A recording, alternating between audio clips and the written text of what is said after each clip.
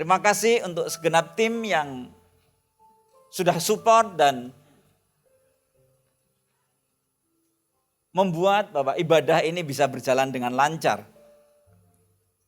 Saya juga mau menyapa yang ikut Zoom. Shalom. Masuk ke dalam bulan yang baru, tema kita bulan ini adalah Loving the King. Mengasihi Sang Raja. Raja yang dimaksud di sini adalah raja di atas segala raja yang kita kenal di dalam nama Tuhan Yesus Kristus. Biarlah hanya Dia saja yang menjadi raja dalam kehidupan kita. Diambil dari Efesus 6 ayat 24. Efesus 6 ayat 24. Demikian firman Tuhan. Kasih karunia, grace, menyertai semua orang yang mengasihi Tuhan, loving God, yang mengasihi Tuhan kita Yesus Kristus dengan kasih yang tidak binasa. Nah, Bapak Ibu sudah terkasih, warga kerajaan yang dikasihi Tuhan, bahwa mengasihi Tuhan itu sangat penting dalam kehidupan kita. Bahkan sangat-sangat penting. Mungkin ada orang yang berkata bahwa mengasihi Tuhan adalah pilihan. Tetapi buat saya pribadi, dan sesuai dengan firman Tuhan, mengasihi Tuhan itu bukan pilihan. Mengasihi Tuhan itu perintah. Jadi harus kita lakukan. Mengapa mengasihi Tuhan itu harus kita lakukan? Sebab memang itu adalah hukum yang pertama dan yang terutama. Jadi suatu saat ketika Tuhan Yesus sedang mengajar banyak orang. Nah, di sana ada orang Farisi, ada orang Saduki, dan juga ada ahli-ahli Taurat. Kemudian ada salah seorang ahli Taurat yang bertanya kepada Yesus, dan tentu saja sebetulnya pertanyaan yang disampaikan ini bukan karena dia nggak ngerti jawabannya, tetapi karena dia mau ngetes Tuhan Yesus. Dia ingin mencoba mempermalukan Tuhan Yesus. Dia berkata, hukum mana yang pertama dan terutama? Dan Yesus berkata, wah, hukum yang pertama dan terutama adalah kasihilah Tuhan Allahmu dengan segenap hatimu, dengan segenap jiwamu, dengan segenap akal budimu. Dikatakan dengan segenap hati. Mengapa? Sebab hati adalah pusat kehidupan kita. Makanya firman Tuhan mengatakan, jagalah hatimu dengan segala kewaspadaan. Sebab dari sanalah terpancar kehidupan. Maka yang pertama kali apa? Kita harus mengasihi Tuhan dengan segenap hati kita. Dengan segenap jiwa kita. Jiwa ini bicara tentang kehendak. Iya. Kemudian mengasihi Tuhan dengan segenap akal budi.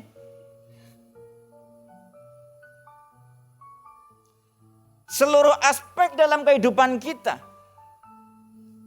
itu harus menggambarkan bahwa kita mengasihi Tuhan. Nah, Bapak Ibu sudah terkasih, ketika kita hidup mengasihi Tuhan, maka Tuhan merubah kita. Kita manusia yang sangat terbatas. Tetapi ketika kita mengasihi Tuhan, kita menjadi tidak terbatas. Sebab Tuhan yang tidak terbatas itulah Dia yang akan memberikan kasih karunia, grace dalam kehidupan kita. Sehingga setiap kita mampu untuk bertahan terhadap segala sesuatu yang terjadi dalam kehidupan kita. Bahkan berkemenangan di dalam Dia.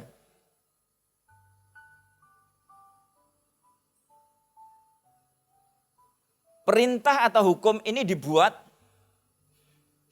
bukan untuk keuntungan orang yang membuat, tetapi keuntungan, kebaikan saudara dan saya ketika kita melakukan sesuai dengan hukum Tuhan.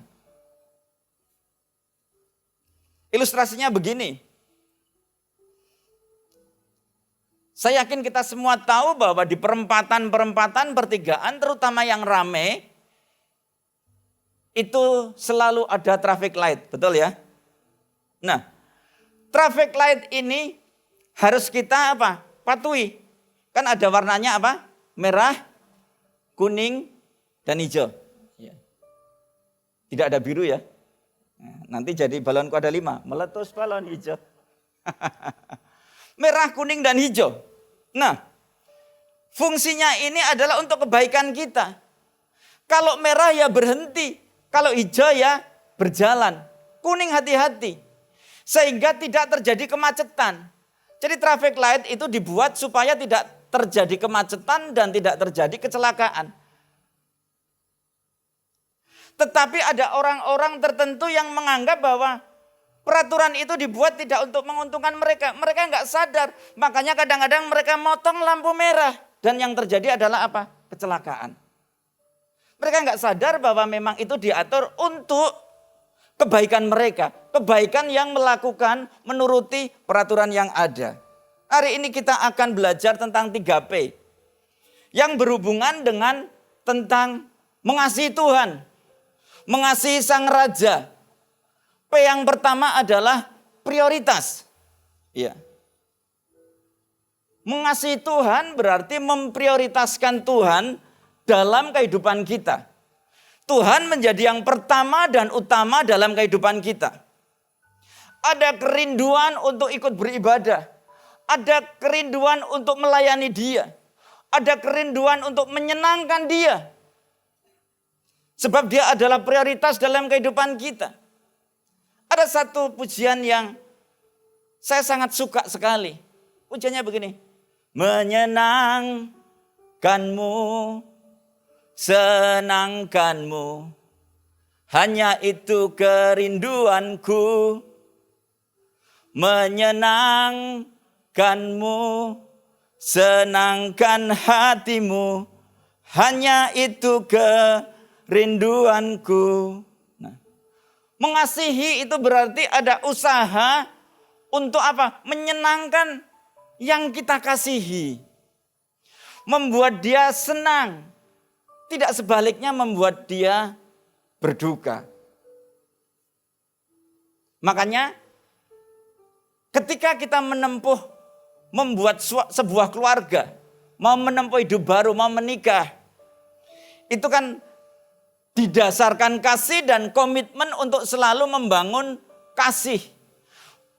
Bagaimana berusaha untuk menyenangkan orang yang kita kasihi. Tentu saja di dalam koridor kebenaran firman Tuhan. Sebab kasih itu juga bicara apa? Menegur. Enggak nurut aja. Bapak Ibu, menyenangkan hati Tuhan itu butuh pengorbanan. Betul-betul. Iya. Menyenangkan pasangan hidup itu juga butuh pengorbanan, betul? Ada daging yang harus kita iris. Iya. Biasanya. Ya. Istri itu kalau meminta sesuatu dari suaminya, itu nada pertama nadanya do. Sayang, bangunnya lebih pagi dong. Nah, kalau suaminya itu bangunnya tetap siang, biasanya naik menjadi sol. Sayang. Sama tetap sayang, cuma nadanya sol. Bangunnya lebih pagi dong. Nah, saya yakin ketika pasangan hidup itu mengasihi yang pasangannya, maka dia akan berusaha. Jadi tolong Bapak Ibu, Bapak-bapak terutama jangan membuli kalau temannya ada yang berubah jadi baik. Karena saya dulu pernah dibully Bapak Ibu. Jadi dalam kehidupan masa lalu saya itu kan, saya sering keluar malam. Ya. Kemudian saya nggak pernah keluar malam. Nah teman-teman saya ini yang sering keluar malam ngomong, wah Anton ini sekarang menjadi bagian dari suami takut istri. Saya bilang, enggak, saya nggak pernah takut istri saya cinta banget sama dia. Nah, karena apa? Cinta itu kan berarti melakukan apa yang disukai, disenangi. Bagaimana hidup kita? Kita mengatakan saya mengasihi Tuhan. Tetapi alangkah banyaknya alasan kita berkata, Tuhan yang ini enggak dulu. Ya, ini bagian yang di sebelah saya. Mengasihi Tuhan, ya. Katanya mengasihi Tuhan. Suatu saat itu Petrus datang kepada Yesus. Petrus datang. Nah, Petrus tanya gini.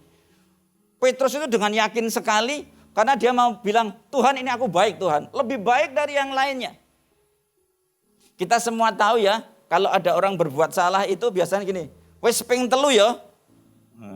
Awas pisan meneh. Gak konco-koncoan. Ini bahasa Jawa itu memang bahasa yang paling top markotop. Ada bahasa tertentu yang gak bisa diterjemahkan. Apalagi kalau bahasa Surabaya. Wes gak konco-koncoan karena kowe gak paten. Nah, itu dari Surabaya mesti ya. Wes ngerti. Ngomong-ngomong paten itu bahasa Indonesianya apa, Bu? Enggak tahu kan? Memang sulit diterjemahkan. Jadi enggak usah teman-temanan, enggak temenan sama kamu enggak rugi. Jadi jangan keliru ya, dipikir paten ini ada hubungannya dengan ikan. Ikan patek itu kan? Nah, bukan ya. Jadi awas ya. Nah, makanya apa? Biasanya itu kan 3 kali itu sudah hebat. Awas pisan meneh. Nah, tadi keempat. Jadi makanya Petrus berkata demikian, Tuhan, berapa kali mengampuni? 7 kali?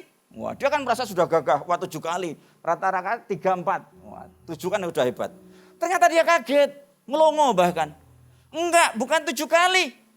Tapi 70 kali 7 kali. Jumlah yang begitu banyak. Tidak terbatas. Nah, tetapi kalau kita mengasihi Tuhan, percayalah. Kasih karunia yang berasal dari Dia. Kekuatan yang berasal dari Dia. Dari Sang Raja. Itulah yang akan memampukan kita untuk melakukan firman-Nya. Yang setuju berikan tepuk tangan yang paling meriah. Kalau kita enggak kuat.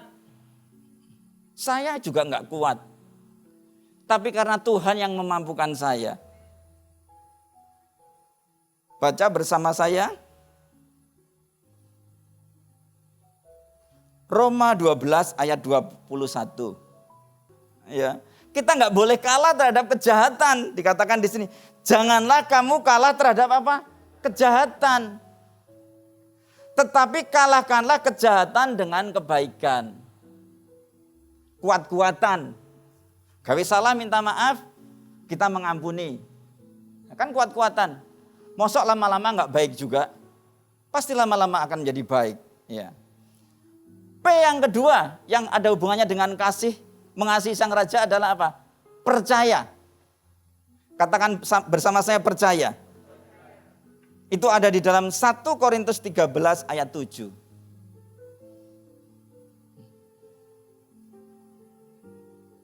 Saya menikah dengan istri saya karena saya percaya dengan dia. Dan dia mau menikah dengan saya karena dia percaya dengan saya. Kalau kita menikah dengan orang yang tidak kita percaya, kita sudah salah, itu jelas. Nanti curiga melulu. Ya. Demikian firman Tuhan. Iya ini adalah kasih. Jadi, kasih menutupi segala sesuatu. Percaya segala sesuatu. Mengharapkan segala sesuatu. Sabar menanggung segala sesuatu. Mengapa sabar? Karena percaya. Kalau nggak percaya mana bisa sabar. Pak, ini terakhir kali Pak. Ini saya sudah minta maaf sampai yang ke-20. Tapi ini terakhir kali Pak. Kalau kita percaya kita bisa sabar. Oke, tak tunggu. Nah, ketika dia 21, kita tetap sabar nunggu dia untuk bertobat. Mengapa? Karena percaya. Jangan sampai terjadi kita adalah Pak Sabar yang tidak sabar. Sebab ada Pak Sabar dan Bu Sabar hanya namanya saja. Namanya sabar tapi sedikit-sedikit marah. Jadi kalau dibuat judul sinetron, Pak Sabar yang pemarah. Sulit kan ini menerjemahkannya, Pak Sabar kok pemarah. Nah, tapi di sini ini semua walaupun namanya nggak ada, yang namanya Pak Sabar ada? Nggak ada toh?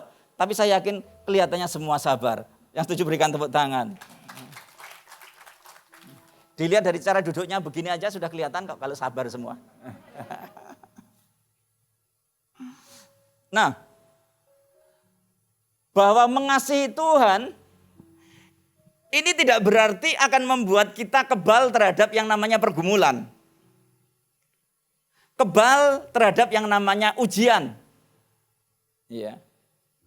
Oleh karena itu kita harus percaya terus kepada Tuhan. Bahwa keadaan kita hari ini yang penuh dengan tekanan dan keterbatasan, ini tidak berarti bahwa janji Tuhan tidak tergenapi. Pasti tergenapi. Ini hanya proses. Ya. Oleh karena itu mari terus percaya kepada Tuhan. Suatu saat waktu itu di tanah Uz, ya, ada seorang yang sangat terkenal, namanya Ayub. Semua orang tahu, terkenal. Bahkan Tuhan juga memuji dia. Ya. Mengapa ya? Karena Ayub ini sangat mengasihi Tuhan. Dia loving the king. Sangat-sangat mengasihi Tuhan. Dia setiap hari ya menyucikan anak-anaknya, istrinya, semuanya. Karena dia tidak mau hidupnya tidak berkenan. Dia mau supaya hidupnya itu apa? Berkenan kepada Tuhan. Makanya enggak heran kalau Ayub itu sangat diberkati Tuhan. Sebab dia apa? Mendapatkan kasih karunia. Sampai akhirnya apa? Iblis jadi iri sama dia. Jadi kalau ada orang yang iri dengan keberhasilan temannya, keberhasilan keluarganya, keberhasilan saudaranya. Ia anaknya raja tapi bukan raja Yesus Kristus. Raja pembohong, raja iri yaitu iblis. Kemudian singkat cerita Tuhan mengizinkan untuk iblis mencobai Ayub. Semua dihabiskan. Anaknya mati, kekayaannya habis lenyap, tubuhnya gatal-gatal, sakit penyakit. Dan yang paling berat adalah apa? Istrinya enggak support dia.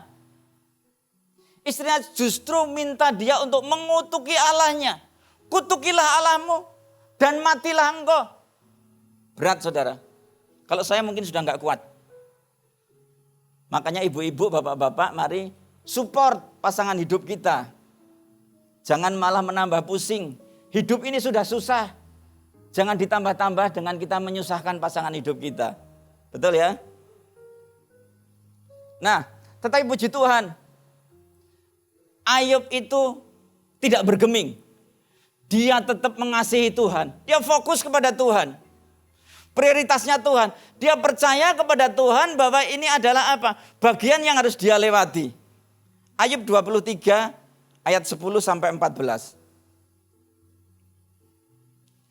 Ayub percaya penuh bahwa janji Tuhan itu tidak akan gagal. Karena ia tahu jalan hidupku. Tuhan tahu jalan hidup kita. Ya. Seandainya ia menguji aku akan timbul seperti emas. Kalau kita diuji akan timbul seperti emas. Ya. Kemudian ayat berikutnya dikatakan, kakiku tetap mengikuti jejaknya. Ya. Apapun yang terjadi aku percaya. Ya. Aku menuruti jalannya dan tidak menyimpang. Mungkin dalam keadaan kita tertekan, ada orang yang menawarkan cara-cara dunia.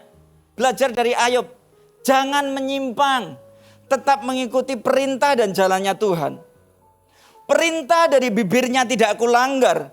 Dalam sanubariku kusimpan ucapan mulutnya. Tetapi ia tidak pernah berubah. Siapa dapat menghalangi dia? Tuhan kita enggak pernah berubah. Raja kita enggak pernah berubah. Kalau dia sudah membuka, tidak ada siapapun bisa yang menutup. Tapi kalau dia sudah menutup, tidak ada yang bisa membuka. Oleh karena itu terus arahkan hidup kita untuk selalu mengasihi dia. Karena ia akan menyelesaikan. Tuhan akan menyelesaikan apa yang ditetapkan atasku. Apa yang sudah ditetapkan atas hidup kita. Karena damai sejahtera, sukacita dan apa? Masa depan yang penuh dengan pengharapan. Yang terbaik itu bukan ada yang di belakang kita. Tetapi yang terbaik itu masih ada di depan kita dan setiap kita itu sedang melangkah ke sana.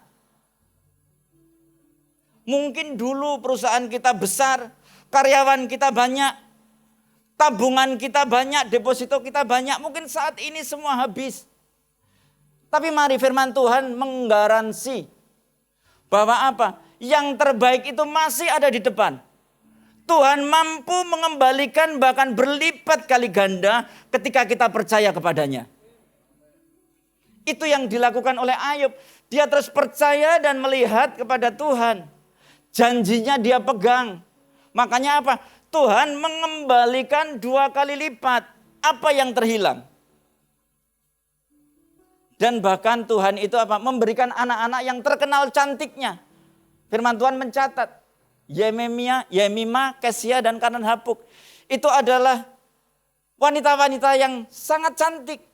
Semua ditambahkan. Kecuali istri enggak ditambahkan. Karena ya memang Tuhan itu mengambil tulang rusuk kita cuma 1, enggak 2. Iya. Nah kalau 2 enggak tahu itu tulang rusuk apa. Nah orang yang mengasihi Tuhan akan mampu bertahan dan akan berkemenangan. Ya. Hal yang ketiga, P yang ketiga adalah promosi. Ya. Kalau bicara tentang promosi semua senang.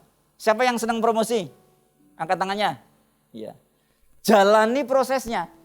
Nah, banyak dari kita, tapi yang di luar sana maunya promosi tapi nggak mau prosesnya. Dan mengenai promosi itu nggak usah kita pikirkan, sebab itu adalah bagian yang akan kita terima, kita menuai dari apa yang kita tabur. Jadi yang penting lakukan adalah lakukan bagian kita. Mengenai promosi itu bagiannya Tuhan. Jadi begini, di antara banyak orang yang diambil dari Yehuda, ya, jadi waktu itu Raja Nebukadnezar ya, itu menyerang Yehuda. Ya.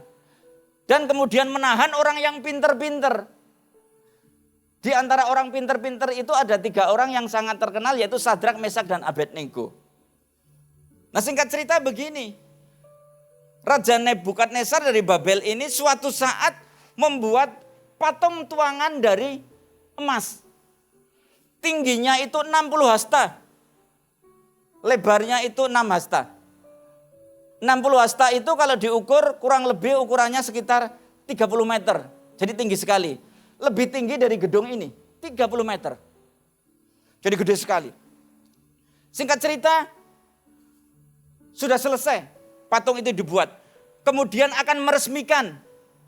Maka dipanggillah para bupati, para pemimpin negeri, ya, hakim, semua orang-orang besar dipanggil.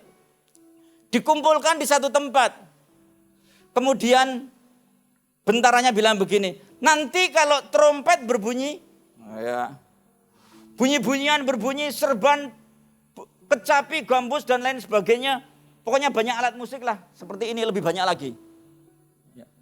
Maka semua harus sujud menyembah patung tuangan itu. Kemudian terdengarlah breng. Semua orang sujud menyembah. Tetapi ada 3 orang yang tidak sujud menyembah, yaitu Sadrak, Mesak, dan Abednego. Sebab Sadrak, Mesak, dan Abednego itu tahu bahwa kalau dia ikut menyembah, itu dia sedang mendukakan Tuhan. Mendukakan yang dia kasihi dan dia sayangi. Makanya dia tidak melakukan.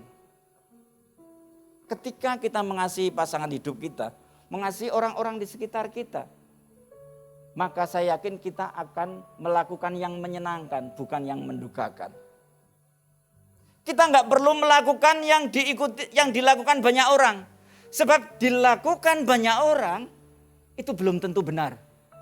Contohnya ini kan, semua menyembah, tapi kan nggak benar. Nyembah patung tuangan. Maka dia nggak nyembah. Dan kemudian Nebukadnezar memanggil dia. Ayo, kamu tak kasih kesempatan sekali lagi. Nanti kalau bunyi-bunyian bunyi, kamu harus nyembah ya. Kalau enggak, kamu akan dimasukkan ke dapur api. seperti ketentuan yang sudah ditetapkan. Dia berkata, sekali-kali aku tidak akan menyembah patung itu. Rajanya sangat marah. Kemudian dia berkata, panaskan dapur api itu 7 kali. Dipanaskan 7 kali. Masukkan Sadrak, Mesak, dan Abednego ke dalam api yang nyala-nyala itu. Saya yakin semua yang mendengar dan melihat titah raja itu pasti ini akan mati. Dan ketika Sadrak, Mesak, dan Abednego diangkat mau dimasukkan, dia nyemplung-plung ke dapur api. Orang yang nyemplungkan itu mati semua. Nah, nanti baca di Daniel kisahnya itu. Mati semua. Tetapi Sadrak, Mesak, dan Abednego, dia tidak mati. Bahkan rambutnya pun tidak ada yang kebakar. Jubahnya tidak berubah. Tidak ada bau gosong sedikit pun dari badannya. Ini bicara begini loh. Bahwa ujung rambut kita, selembar rambut kita, kalau Tuhan tidak izinkan, tidak akan jatuh. Semua ada di dalam kendali Tuhan. Apapun keadaan kita saat ini, semua ada di dalam kendali Tuhan. Pasti tidak melebihi kekuatan kita. Hasilnya, kita buka bersama Daniel 3 ayat 30. Lalu raja memberikan kedudukan tinggi kepada Sadrak, Mesak, dan Abednego di wilayah Babel. Endingnya luar biasa. Sadrak, Mesak, dan Abednego mendapatkan promosi yang sama sekali tidak pernah dia pikirkan. Mereka sama sekali nggak pernah memikirkan. Tetapi itulah baiknya Tuhan kita. Ketika kita menomorsatukan Tuhan dalam kehidupan kita. Ketika kita percaya kepadanya. Maka bahkan apa yang belum pernah kita lihat itu diberikan Tuhan kepada kita. Mari para pemimpin pujian, saya tutup dengan satu ayat 1 Korintus 2 ayat 9. Mari saya mengajak untuk kita bertobat. Meninggalkan manusia lama kita yang penuh dengan selfish, egois, memikirkan diri sendiri. Mari kita hidup mengasihi Tuhan. Hidup menyenangkan Tuhan. Bukan menyenangkan banyak orang. Sebab apa yang diinginkan banyak orang itu belum tentu sesuai dengan firman Tuhan. 1 Korintus 2 ayat 9. Tetapi seperti ada tertulis. Nah ini luar biasa. Ini kita harus imani. Apa yang tidak pernah dilihat oleh mata. Apa yang belum pernah kita lihat. Dan tidak pernah didengar oleh telinga. Kita belum pernah mendengar. Dan yang tidak pernah timbul di dalam hati manusia. Enggak pernah timbul. Mungkin Sadrak, Mesak, dan Abednego enggak pernah timbul. Kepingin jadi pejabat tinggi di kerajaan itu. Semua yang disediakan Allah untuk mereka apa? Yang mengasihi dia. Berapa banyak yang mengasihi Tuhan di tempat ini? Haleluya, berikan tepuk tangan yang paling meriah.